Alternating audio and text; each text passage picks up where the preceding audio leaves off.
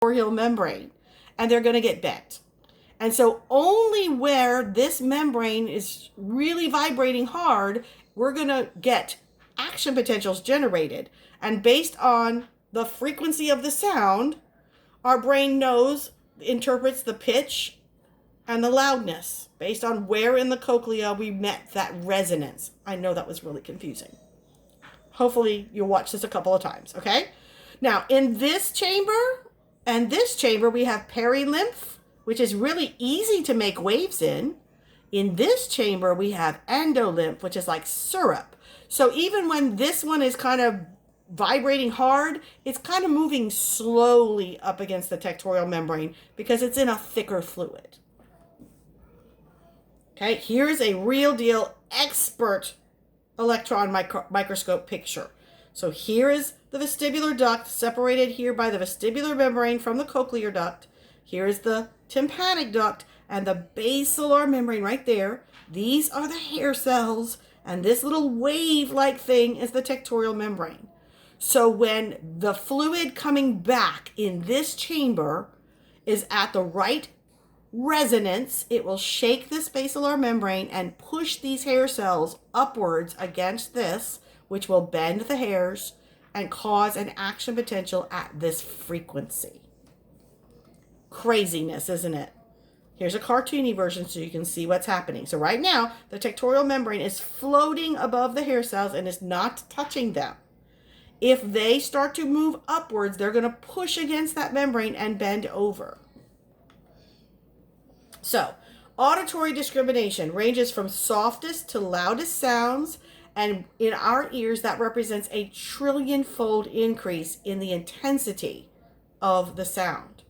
Little children have the best hearing, and the older you get, the worse your hearing becomes because the eardrum stops vibrating as well, the bones get stiff, and even the round window may begin to fill in with bone. All of these are going to cause us to not be able to hear as well as we get older. And that's not even counting if you go to that rock concert. So here are the steps to hearing. We have sound waves coming through the air, through the external ear, through the auditory canal, and they arrive at the tympanic membrane. The membrane vibrates and wiggles the ear ossicles. The last ear ossicle, which is the stapes bone, the movement of the stapes in the oval window produces waves in the fluid, the perilymph, of the upper chamber, the scala vestibuli. So those are the first three steps. Now, here's a diagram of the first three steps. Here's sound waves, vibrating the tympanic membrane, shaking the malleus, shaking the incus, making the stapes move in and out of the oval window like this. That creates waves right here. Okay?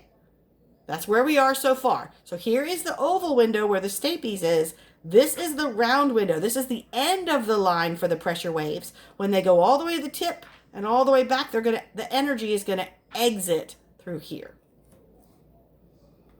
Okay, step 4. The pressure waves go all the way to the tip and come back on the scala tympani or the tympanic duct, and they will distort or wiggle the basilar membrane at certain spots based on frequency. The vibration of the basilar membrane causes the hair cells to rub up against the tectorial membrane, which bends the hair cells. Information about where it is being bent is relayed to the central nervous system through the cochlear nerve by way of the spiral ganglia. This is where the cell bodies are of the hair cell monitoring cells. Okay, so here is our vibration. It gets to the sweet spot. It comes through. It vibrates the basilar membrane right there. And so this spot of the cochlea is going to generate action potentials, which tells your brain which frequency that sound wave is. Whew. Isn't that crazy to think that's how you hear, how you're hearing my annoying voice right now? So if we were to stretch out the cochlea, the highest frequencies are heard at the front of the cochlea, where the hair cells are the stiffest and hardest to vibrate. And as we move deep to the tip of the cochlea, the frequency spots go down and the hair cells get longer and floppier and easier to move. Okay, so low sounds would be detected over here. High-pitched sounds would be detected up here. Early on, you lose your high-pitch hearing. There was a ringtone popular, oh my gosh, it's been 15 years now. It was like, no one over 25. And it was true. If you were over 25, the pitch that they were using for the ringtone was so high, that part of most people's ears are already gone. And so, like a high school student could hear the phone ring, but the teacher couldn't. Okay, so when we distort the basilar membrane, that's when we're going to, this is pulling it away from the tectorial membrane. Whoops. And then it's going to bounce back and push those hair cells up against the tectorial membrane. And that's when we're going to generate the action potentials. And then we're going to take it through the cochlear nerve into the medulla to the cochlear nucleus. And then it's going to go to the superior olivary nuclei and the inferior colliculi of the midbrain. And then it'll eventually make it to the auditory cortex of the temporal lobe. All right. So here it is all together, all the different things.